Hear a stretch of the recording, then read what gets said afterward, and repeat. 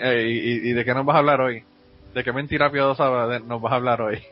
Bueno, más que de mentira, estaba pensando hablar algo un poco técnico, pero que veo que es necesario, sobre todo cuando la semana pasada tuve el placer de ver el debate entre Sherham. sí, con el Nian, ¿cómo se llama? No, ese debate estuvo excelente. Yo quería comentar sobre eso luego, pero ya que lo traes, el debate. Bueno, o sea, no voy a hablar de eso, sino que voy a hablar de una cuestión básica, de una de las cuestiones básicas dentro del criticismo bíblico, y es la pregunta de ¿quién escribió el Pentateuco? ¿No? Sí. Los fundamentalistas, desde luego, dicen que Moisés escribió el Pentateuco, y eso lo hacen por herencia de lo que decían los judíos, ¿no? Y claro, pero fíjate, a mí lo que nunca ningún cristiano, y perdona que te interrumpa, sin todavía haber comenzado el tema, pero la cosa que a mí más me choca de este asunto es que a mí nunca ningún cristiano me ha explicado cómo diablo el Pentateuco narra la muerte de Moisés, si lo escribió Moisés. Sí, claro. O sea, no solamente narra la muerte, sino que narra poco después de la muerte. Sí, pero eso es como el caso que conté yo de la iglesia esta, donde tenían el cráneo de un santo de cuando era niño y de cuando era mayor. Sí. Bueno, claro. Es el mismo caso. Bueno, el asunto es de que heredan esta idea, porque Jesús mismo en el Evangelio de Marcos cita el Éxodo, en la escena esa del bosque ardiendo, y le atribuye al libro de Moisés. Es decir, entienden que Jesús en esta escena dice que esta escena fue escrita por Moisés. Ahora, claro, lo que tú dices es cierto, es imposible que Moisés la haya escrito, porque en el Deuteronomio, como tú dices, se relata su muerte, y no creo que haya Moisés terminado de escribir su libro mediante la Ouija, ¿no? No solamente eso, que Moisés sabe escribir, esa es la primera, que la mayor parte de la gente ahora fue en Egipto, ¿verdad? Pero bueno. Otra cosa es de que se relatan en estos libros sobre reyes edomitas que existieron mucho después de la supuesta vida de Moisés. Sí. Y hay una parte en que dice, esto sucedió durante el tiempo cuando los cananitas habitaban en la tierra. Eso quiere decir de que se escribió mucho tiempo después de que pasó, y no puede ser escrita en la época de Moisés, suponiendo que Moisés ha existido, lo cual ya es mucho adivinar, ¿no? Bueno, claro, ya ahí estamos hablando de palabras mayores. ¿Sabemos quién escribió el Pentateuco? La verdad es de que no sabemos sus nombres, pero si vamos a lo importante, en realidad se puede hacer un análisis textual y se descubren 4 fuentes principales que son identificadas por el estilo, el vocabulario, etcétera, ¿no? Y a pesar de que es difícil darles una fecha de escritura, no es nada difícil, con la tecnología actual, dividir el texto del Pentateuco en esas fuentes básicas. Incluso sin saber hebreo original, leyéndolo el texto en castellano, es relativamente fácil hacerlo. Uno puede leer cualquier pasaje del Pentateuco e inmediatamente identificar cuál de las fuentes originó ese pasaje. Por eso es que quiero dar esta rápida explicación de esas fuentes, para que los oyentes, en su tiempo libre, puedan verificar a qué autor pertenecen sus historias favoritas, ¿no? No, y no solamente eso, también para que las personas sepan a quién, cuando estén discutiendo con personas que son creyentes, que le vengan con el cuento de Moisés, le pueden explicar de quién es cada cosa. Bueno, la primera fuente es la fuente J. Bueno, se llama la fuente Yavista, ¿no? La letra J fue asignada por académicos alemanes que usan la J, como en el castellano usamos la Y, ¿no? Y esta fuente se caracteriza porque llama a Dios Yahweh. Las historias de la fuente J se desarrollan principalmente en el sur de Palestina, en la región llamada Judea. Ahí también viene la J, ¿no? Lo que significa es de que J fue un colector de historias, más o menos al estilo de los hermanos Grimm, alguna vez les dije, ¿no? En Judea, que iba caminando preguntando a los ancianos, ¿no? ¿Por qué este lugar es sagrado? Y le decían, bueno, no sabías, es aquí donde Abraham tuvo una visión de Yahweh y le preguntó esto y este otro, y así sucesivamente. Y fue coleccionando cuentos y escribiéndolos. Y luego los colocó en un relato continuo. Se ve que es un trabajo de pegar historias dispares, ya que, por ejemplo, ahí está la historia del diluvio, pero ahí mismo hay otras historias que presuponen una historia continua, sin diluvio, entre la creación y hechos posteriores. J es el más poético de las fuentes y se cree que originalmente todo estaba escrito en verso, o sea que era un poeta, ¿no? Una característica de J es de que no se hace J ningún problema en mostrar a sus personajes en actividades comprometidas, ¿no? Lo muestra Abraham como un avivado, muchos de sus relatos son divertidos, muestra a Dios que le dice a Noé que construye el arca, y él mismo va y la cierra antes del diluvio. Dios camina en el campamento de Abraham, o sea que Dios es un personaje en escena, es pura mitología. Dios se pasea por el jardín del Edén con Adán y Eva, espera de que el sol baje, y porque no le gusta la calor, ¿no? Es decir, en J, Dios es un personaje muy humano. Por eso se supone, ¿no?, de que J es el más antiguo, o sea, no es muy sofisticado en ese aspecto. Y J empieza su relato con la creación, en la creación del Génesis 2, y va hasta el Pentateuco, con Moisés, Aarón. Incluso se dice de que incursiona en libros posteriores, ¿no? La segunda fuente es la fuente E, o elohimista, dice, ¿no? Este autor se refiere a Dios como Elohim, o Él, que es otro nombre genérico de Dios, ¿no? Y esta empieza la narración no en la creación, sino en los patriarcas. Empieza con Abraham, continúa hasta Moisés y Aarón también, ¿no? Las historias en E suceden en el norte de Palestina, o en la región llamada propiamente Israel, también llamada Efraín, por una de las tribus, ¿no? Por eso, Efraín, Elohim, por eso se llama la fuente E.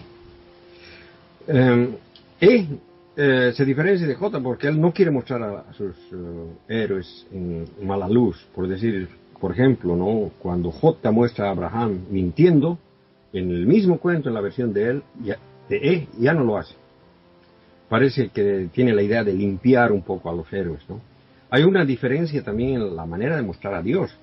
Dios habla a través de sueños o fuera de escena, ¿no?, a través de voces celestiales, lo cual implica que es un material más moderno, es un poco más sofisticado, menos mitológico. El estilo no es tan poético, pero durante su relato cambia el nombre de Dios de Elohim a Yahweh en los primeros capítulos del Éxodo. Y eso hace que a veces usa Elohim, otras veces usa Yahweh, y a veces usa Elian Yahweh, o sea que, digamos, el nombre que le da a Dios no es una marca después de los primeros capítulos del Éxodo. La tercera fuente es D, se llama D por fuente deuteronómica, y es en esencia un código moral elaborado con un prefijo histórico, y está basado en resúmenes de E y J. Para ese entonces alguien ya había juntado E y J y ha hecho un resumen de eso, ¿no? D usa estas historias para esta mezcla, en realidad, para justificar sus leyes, resumiendo una combinación de J y E, que también traían ciertos códigos morales, ¿no? D es una versión mejorada. En sí, Deuteronomio significa la segunda ley. Un ejemplo claro es de que en E y J se suponía que los israelitas tenían que sacrificar a Yahweh a sus primogénitos, o sea, tenían sacrificios humanos. D cambia este código por la circuncisión de infantes, ¿no? Pero este es el tema que yo quisiera hablar en otro podcast, ¿no? Este tampoco tiene una historia de creación, sino que está centrado más bien en Moisés y en la caminata esa de 40 años. La cuarta y la más moderna de las fuentes es P. Y les escriben porque sienten que hay un riesgo de que los judíos en exilio, lejos de su tierra, se olviden de sus costumbres.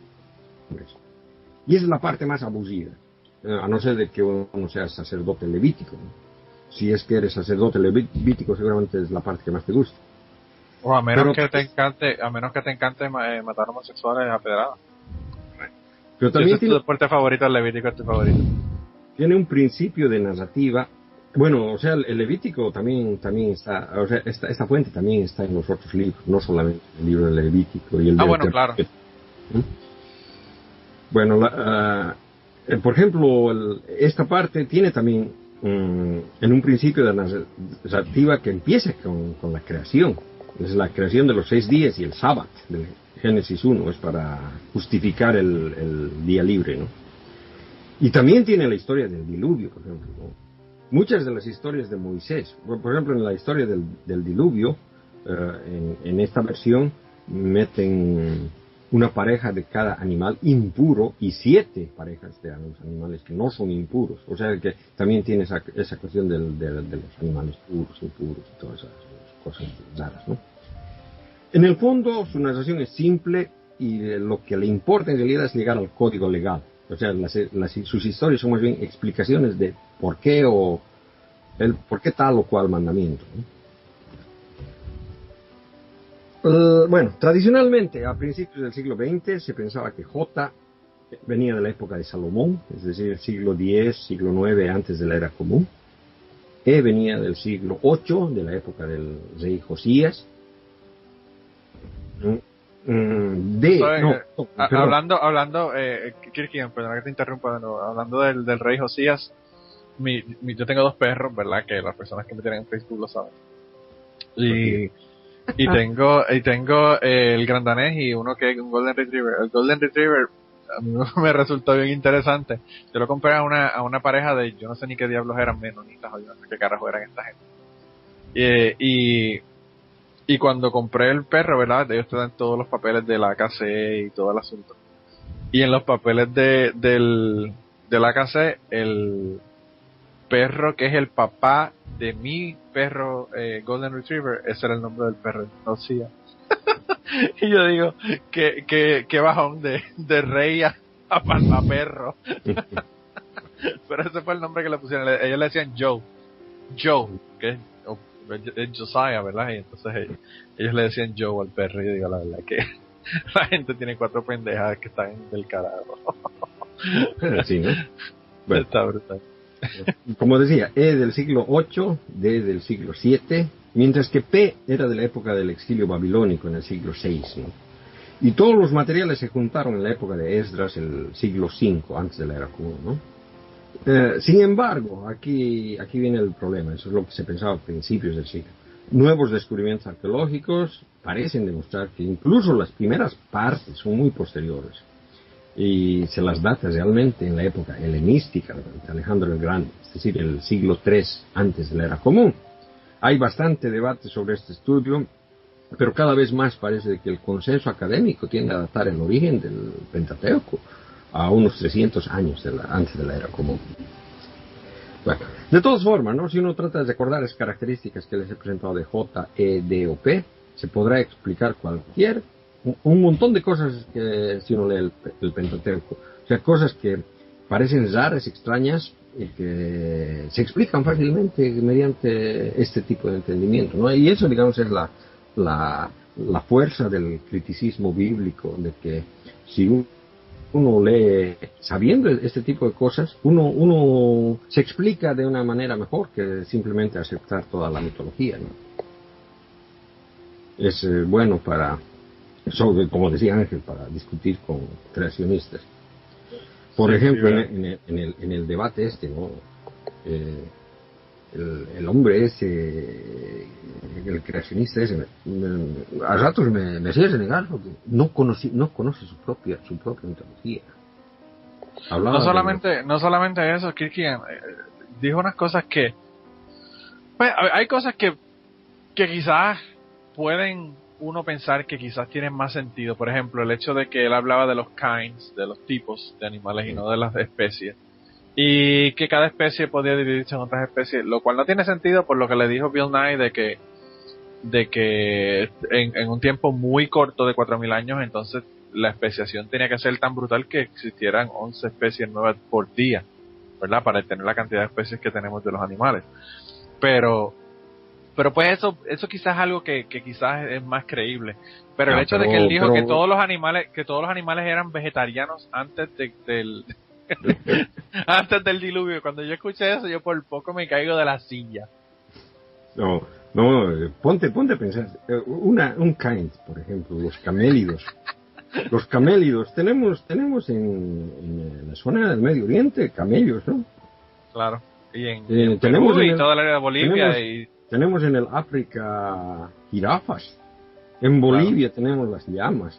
Son todos del mismo kind, pero las diferencias son tan marcadas que es imposible que en tan poco tiempo se haya podido hacer Claro. ese tipo No, de- y eso es lo que él le decía. Entonces luego él dijo que 2000 especies, entonces el Bill Nye le dijo, bueno, pues peor entonces, pues son 2000 especies, entonces en vez de 11 especies apareciendo por día, lo que tendrían que ser son 40 y pico de especies por día que tenían que estar apareciendo. ¿Tú te imaginas Claro. eso? Que todos los días tengamos 11 especies nuevas de animales, que no que se descubran, sino que aparezcan. Es Y cosa una de las cosas que me increíble. causó gracia ver fue una foto que tenían del Museo de la Creación, en la Sí. cual aparece un dinosaurio, ¿cómo se llama? Velocípetor, ¿no? Un dinosaurio que era carnívoro, pero El lo Velociraptor. presentan comiendo plantitas, ¿no? Sí, sí. Y a su Bueno, lado está una mujer sentada. claro, eso yo creo que es lo peor de Pero todo. la mujer que está sentada ahí está vestida. Y ahí viene el asunto de que la vestimenta, en su mitología, en el relato del Génesis, la vestimenta ha sido creada después de la caída. Y se supone que los animales se han vuelto carnívoros después de la caída. Ahora, una de las cosas que tampoco nos explican es ¿por qué diablos los animales también sufren por el pecado de los hombres? No tiene sentido. O sea, Bueno, si sufren las generaciones posteriores, que sufren los animales no es nada. Porque en la Biblia te dice que pagan las generaciones después por lo que hicieron los padres. Que paguen los animales no es nada ya del otro mundo. No, te digo, las inconsistencias y las estupideces que ese tipo dijo en ese artículo, de verdad es que es una cosa. sí, no, y eso por mezclar. Y lamentablemente, o sea, el que juntó las diferentes fuentes, mezcló así. Por ejemplo, el cuento del diluvio universal, tenemos una parte que es de J, del autor de J, una parte que es de P, o sea que es en realidad una parte que es del autor más antiguo, que era bien mitológico, y la última parte es una parte que es de los sacerdotes que en realidad querían explicar ciertas leyes o ciertas leyes morales, ¿no? Y mezclado no da, o sea, de que no hay nadie que puede explicar las incongruencias. Hay diferentes tipos de. En una de las historias el diluvio dura 40 días, 40 noches, en la otra dura más de un año. O sea que es realmente absurdo. No, sí, ¿no? O sea que eso de mezclar cosas es Es grave. peor que la Wikipedia, porque ahí encima nadie revisaba después que tuviera una mínima consistencia. No, lo que hacían era que le ponían un parcho. A mí la Biblia, yo siempre lo dije, yo tenía un vecino, ¿verdad? Que tenía una casa que cada 2 o 3 años o algo así le añadía un cuarto, le añadía algo, y la casa tenía muchísimos liqueos de agua, ¿verdad? Del techo.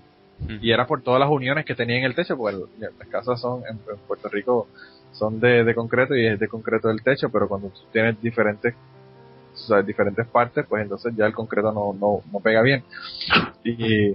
Y tenía muchísimos liqueos en la casa, y entonces eso era lo que le pasaba, que cada vez añadía un cuarto y tenía un liqueo entre el cuarto y la cocina, otro liqueo entre la sala y el comedor, y bueno, 20 cosas. Y entonces sí le pasaba a la Biblia. Cada vez que le hace un cuarto, lo añaden y lo ponen al lado, tiene 20.000 fugas, y lo que hacen es ponerle un parcho en vez de poder hacer el arreglo, porque no tiene una cosa que ver con la otra.